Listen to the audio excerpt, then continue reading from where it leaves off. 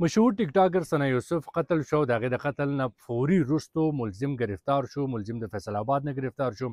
دغه 22 کلن ملزم څوک دی، څنګه گرفتار شو، د سره د ثنا موبایل د ولې موجود او بله خبردار چې د څومره وخت نه ثنا سره په رابطه کې. په دغه ټول صورتحال باندې خبره کوو. زما نوم دی تحسین الله تاثر او تاسو ته ویډیو کې ډیټیل ته تلو نه مخکې ریکویسټ دی چې زما دا نوی چینل تحسین الله تاثر سبسکرایب کړئ.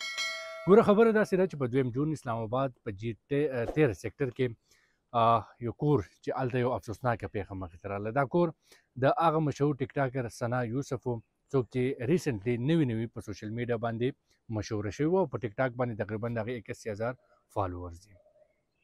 ثنا یوسف بنیادي طور تعلق د چترال سره و. د دې پلار سرکاري ملازم و، هغه ریټایر شوی. اوس د چترال بچاو تحریک مهم کمانډر دی او په ثنا په خاندان کې یو د هغې مور ده او یو کشر ورور و او په دې موقع باندې د هغې ورور هم په کور کې موجود نه او یو ترور یې موجود وه. ماښام 5 بجې یو ملزم راځي د ثنا کور ته ننوځي، سیده د ثنا کمرې ته ځي، په هغې باندې 2 ډزې کوي. 2 ډزې ثنا په سینه باندې لګي، د هغې سره ثنا راتاویږي او ملزم چې دی هغه د کوره تښتي. چې کله ثنا کور والا ته پته لګي نو هغوی شور جوړ کړي، ټول محلې والا مخې ته راشي خو ملزم تښتېدلی. د ثنا کور والا د ګاونډیانو په ګاډي کې ثنا هسپتال ته بوځي خو هغه چې ده په لاره باندې مړه شي. د دې نه بعد په سوشل میډیا باندې یو کوهرام مچاو شو.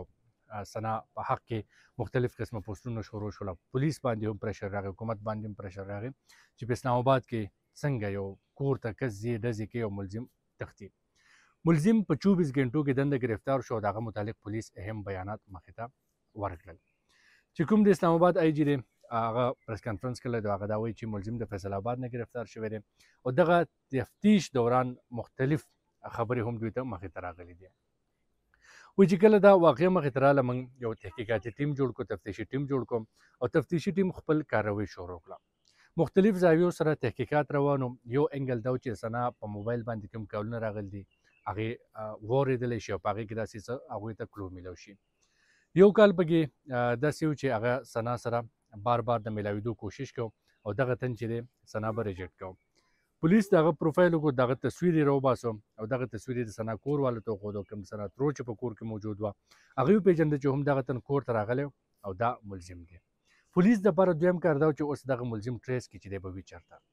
دغه د موبایل په ذریعه باندې هغه ټریس شو، په فیصل آباد کې موجود او فیصل آباد نه ګرفتار شو او د دې ملزم سره د ثنا موبایل هم موجود و. پولیس وایي چې دا کیس په دې باندې نه دی چې ثنا داسې کنټنټ ولې جوړوي یا د رشتې څه مسله ده یا بله مسله ده. اصل مسله اصل کیس چې کوم دی د ثنا د قتل وجه چې دغه ریپیټیټیو ریجکشن دی، یعنې دې تن به ثنا سره بار میلاویدو کوشش کو او ثنا د ده سره نه میلاوېده.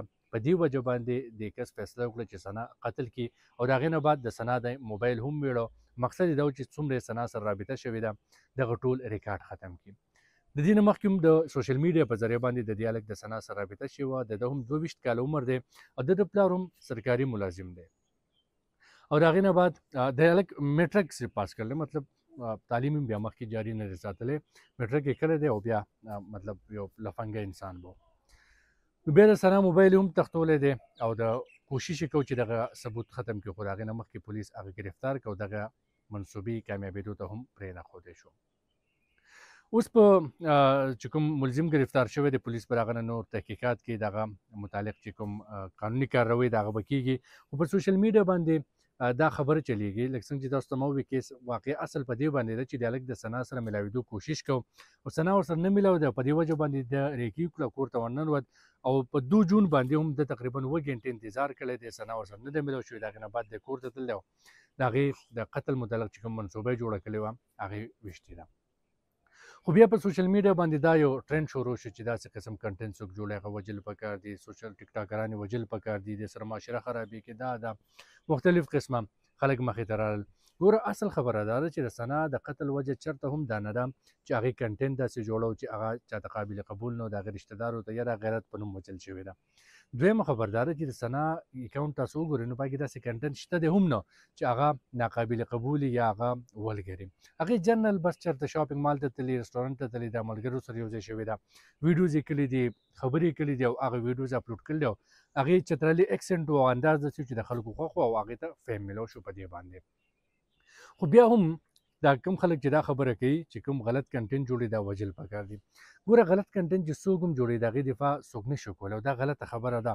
ټیک ده د معاشره کې داسې قسم کنټینټ نه دی پکار، خو دا اختیار هم چاته نه دی حاصل چې هغه په خپله باندې فیصله وکړي لاړ شي یو تن په دې وجه باندې وژني چې ستا کار زما نه دی خوښ. دا د دې نه هم غټ جرم دی. بل دا ویل کېږي چې ټیک ټاک چې کوم دی هغه خلک پروموټ کوي چې کوم ولګري. ټیک ټاک نه بل سوشل میډیا پلیټ فارم هغه خلک پروموټ کوي چې کوم ولګري. تا ته صرف هغه ستا ویډیو مخې ته راځي چې کوم ته خوښوي. الګوریتم داسې دی د دې پلیټ فارم چې تا ته به ستا د خوښې متعلق ویډیو ستا ته مخې ته راځي. نو که تا ته بار بار هغه ویډیو راځي چې هغه ولګري، د دې مطلب دا نه دی چې ټیک ټاک ولګر کنټینټ پروموټ کوي. د دې مطلب دا دی چې ته کوم کنټینټ ګورې هغه تا ته بار بار سجیسټ کېږي. نو په ضد د دې چې په دنیا باندې تنقید وشي، په خلکو باندې تنقید وشي، خپل اصلاح پکار ده، خپل بیمار ذهنیت ختمول پکار دی.